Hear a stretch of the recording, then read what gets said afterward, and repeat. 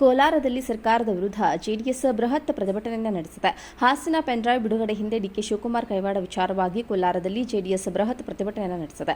ರಾಜ್ಯ ಸರ್ಕಾರದ CM Siddaramaiah, CM DK Shivakumar ವಿರುದ್ಧ ಅಧಿಕಾರಕ್ಕೋಗಿ ಆಕ್ರೋಶವನ್ನು ವ್ಯಕ್ತಪಡಿಸಿದ್ದಾರೆ. ನಗರದ ಹೊಸ ಬಸ್ ನಿಲ್ದಾಣ ಸರ್ಕಲ್ನಲ್ಲಿ ರಸ್ತೆ ತೆರೆದು ಪ್ರತಿಭಟನೆಯನ್ನು ನಡೆಸಲಾಗಿದೆ. ತಪ್ಪು ಮಾಡಿದರೆ ಪ್ರಜ್ವಲ್ ರೇವಣ್ಣ ಮೇಲೆ ನಿರ್ದಾಕ್ಷಿಣ್ಯ ಕ್ರಮವಾಗಲಿ, ಪೆನ್ಡ್ರೈವ್ ಬಿಡುಗಡೆ ಮಾಡಿ ಮಹಿಳೆಯರ ಮಾನಹಾನಿ ಮಾಡಿದವರ ಮೇಲೆ ಕಾನೂನು ಕ್ರಮ ಜರುಗಿಸಬೇಕು, ಎಸ್ಐಟಿಯಿಂದ ಪೆನ್ಡ್ರೈವ್ ಬಿಡುಗಡೆ ಮಾಡಿದವರ ರಕ್ಷಣೆಯಾಗಲಿದೆ ಎಂದು ಆಕ್ರೋಶವನ್ನು ಹೊರಹಾಕಿದ್ದಾರೆ. ಹಾಸನ ಪೆನ್ಡ್ರೈವ್ ಪ್ರಕರಣವನ್ನು ಸಿಬಿಐಗೆ ವಹಿಸಬೇಕು. ಎಂಎಲ್ಸಿ ಗೋವಿಂದರಾಜು ನೇತೃತ್ವದಲ್ಲಿ ನಡೆದ ಪ್ರತಿಭಟನೆ ಇದಾಗಿದ್ದು, ನೂರಾರು ಜೆಡಿಎಸ್ ನಾಯಕರು, ಕಾರ್ಯಕರ್ತರು ಪ್ರತಿಭಟನೆಯಲ್ಲಿ ಭಾಗಿಯಾಗಿದ್ದರು. ರಾಜ್ಯ ಸರ್ಕಾರದ ಸಿಎಂ ಸಿದ್ದರಾಮಯ್ಯ, ಸಿಎಂ ಡಿಕೆ ಶಿವಕುಮಾರ್ ವಿರುದ್ಧ ಅಧಿಕಾರಕ್ಕೋಗಿ ಆಕ್ರೋಶವನ್ನು ವ್ಯಕ್ತಪಡಿಸಿದ್ದಾರೆ. ನಗರದ ಹೊಸ ಬಸ್ ನಿಲ್ದಾಣ ಸರ್ಕಲ್ನಲ್ಲಿ ರಸ್ತೆ ತೆರೆದು ಪ್ರತಿಭಟನೆಯನ್ನು ನಡೆಸಲಾಗಿದೆ.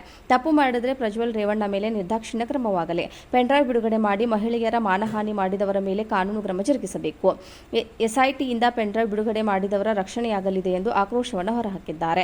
ಹಾಸನ ಪೆನ್ಡ್ರೈವ್ ಪ್ರಕರಣವನ್ನು ಸಿಬಿಐಗೆ ವಹಿಸಬೇಕು.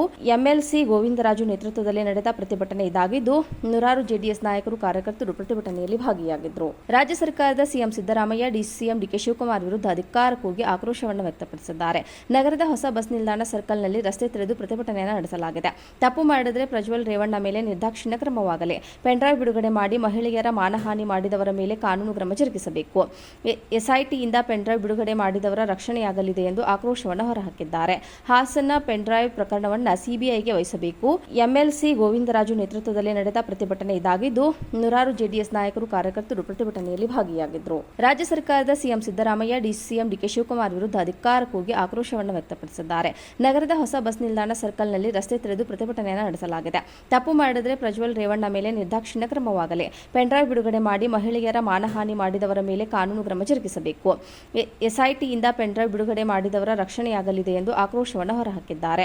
ಹಾಸನ ಪೆನ್ಡ್ರೈವ್ ಪ್ರಕರಣವನ್ನು ಸಿಬಿಐಗೆ ವಹಿಸಬೇಕು. ಎಂಎಲ್ಸಿ ಗೋವಿಂದರಾಜು ನೇತೃತ್ವದಲ್ಲಿ ನಡೆದ ಪ್ರತಿಭಟನೆ ಇದಾಗಿದ್ದು, ನೂರಾರು ಜೆಡಿಎಸ್ ನಾಯಕರು, ಕಾರ್ಯಕರ್ತರು ಪ್ರತಿಭಟನೆಯಲ್ಲಿ ಭಾಗಿಯಾಗಿದ್ದರು. ರಾಜ್ಯ ಸರ್ಕಾರದ ಸಿಎಂ ಸಿದ್ದರಾಮಯ್ಯ, ಸಿಎಂ ಡಿಕೆ ಶಿವಕುಮಾರ್ ವಿರುದ್ಧ ಅಧಿಕಾರಕ್ಕೋಗಿ ಆಕ್ರೋಶವನ್ನು ವ್ಯಕ್ತಪಡಿಸಿದ್ದಾರೆ. ನಗರದ ಹೊಸ ಬಸ್ ನಿಲ್ದಾಣ ಸರ್ಕಲ್ನಲ್ಲಿ ರಸ್ತೆ ತೆರೆದು ಪ್ರತಿಭಟನೆಯನ್ನು ನಡೆಸಲಾಗಿದೆ. ತಪ್ಪು ಮಾಡಿದರೆ ಪ್ರಜ್ವಲ್ ರೇವಣ್ಣ ಮೇಲೆ ನಿರ್ದಾಕ್ಷಿಣ್ಯ ಕ್ರಮವಾಗಲಿ, ಪೆನ್ಡ್ರೈವ್ ಬಿಡುಗಡೆ ಮಾಡಿ ಮಹಿಳೆಯರ ಮಾನಹಾನಿ ಮಾಡಿದವರ ಮೇಲೆ ಕಾನೂನು ಕ್ರಮ ಜರುಗಿಸಬೇಕು, ಎಸ್ಐಟಿಯಿಂದ ಪೆನ್ಡ್ರೈವ್ ಬಿಡುಗಡೆ ಮಾಡಿದವರ ರಕ್ಷಣೆಯಾಗಲಿದೆ ಎಂದು ಆಕ್ರೋಶವನ್ನು ಹೊರಹಾಕಿದ್ದಾರೆ. ಹಾಸನ ಪೆನ್ಡ್ರೈವ್ ಪ್ರಕರಣವನ್ನು ಸಿಬಿಐಗೆ ವಹಿಸಬೇಕು. ಎಂಎಲ್ಸಿ ಗೋವಿಂದರಾಜು ನೇತೃತ್ವದಲ್ಲಿ ನಡೆದ ಪ್ರತಿಭಟನೆ ಇದಾಗಿದ್ದು, ನೂರಾರು ಜೆಡಿಎಸ್ ನಾಯಕರು, ಕಾರ್ಯಕರ್ತರು ಪ್ರತಿಭಟನೆಯಲ್ಲಿ ಭಾಗಿಯಾಗಿದ್ದರು. ರಾಜ್ಯ ಸರ್ಕಾರದ ಸಿಎಂ ಸಿದ್ದರಾಮಯ್ಯ, ಸಿಎಂ ಡಿಕೆ ಶಿವಕುಮಾರ್ ವಿರುದ್ಧ ಅಧಿಕಾರಕ್ಕೋಗಿ ಆಕ್ರೋಶವನ್ನು ವ್ಯಕ್ತಪಡಿಸಿದ್ದಾರೆ.